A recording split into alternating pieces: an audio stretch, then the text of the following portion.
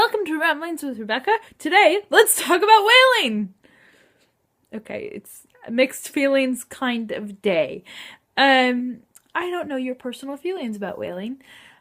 I have mixed feelings about whaling. The one who's like, oh, whale! So of course we don't want to kill the whales. Think of, Free Willy and orcas and blue whales and humpback whales, and they're so bloody pretty! On the other hand, we kill a lot of animals. For meat, for other purposes. Many of them are also cute and cuddly. So an emotional issue. We're talking about it today because on Sunday I am getting on a plane and flying to Den Haag, The Hague, where the International Court of Justice is, because they are announcing on Monday their decision in the case on whaling in the Antarctic, brought by Australia versus Japan, with New Zealand intervening. Japan currently conducts scientific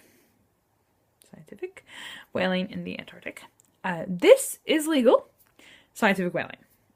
The question is whether or not Japan's whaling is scientific and legal. The International Convention for the Regulation of Whaling was signed in 1946 and took effect in 1948. It has evolved in a lot of ways since then. It's quite an old agreement. However, currently, internationally, according to this convention, for, of course, those states who are party to the convention, whaling is banned. Commercial whaling is banned. Scientific whaling is not, and certain kinds of subsistence whaling for certain indigenous communities is not. But commercial whaling, from mainstream commercial whaling, it's a no. However, the International Convention for the Regulation of Whaling is essentially a fish stocks agreement. It is set up in order to, quote, provide for the proper conservation of whale stocks and thus make possible the orderly development of the whaling industry, end quote. Whales are explicitly called a resource in the Convention for the Regulation of Whaling.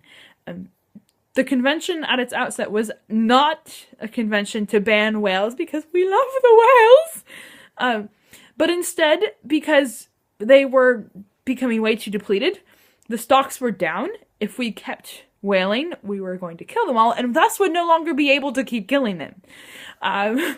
So the ban on whaling was actually a moratorium. It was, we have to stop, we have to rebuild the supplies, figure out what a sustainable yield is, how much we can sustainably fish of whales each year, with essentially the assumption and the intention of starting whaling again. There was the intention to revisit the moratorium, to reconsider when we're going to pick whaling back up, those kind of things. That was supposed to happen 2 decades ago. Still hasn't gone down. So there's this issue, right? That the current ban on whaling in international law actually essentially started as an attempt to allow whaling, not to ban it because we don't want to kill them.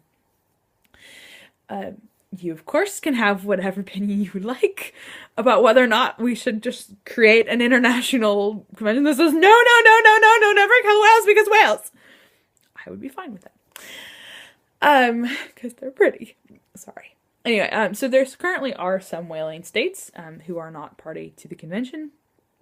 Japan is a party to the convention, has pulled out, gotten back in,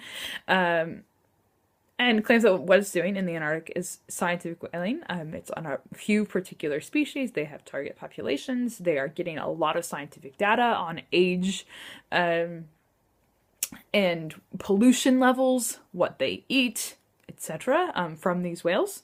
They're reporting all of that data to the international, I think it's the International Commission on Whaling. International Whaling Commission. Yeah, it's IWC, sorry, the International Whaling Commission. For these data purposes.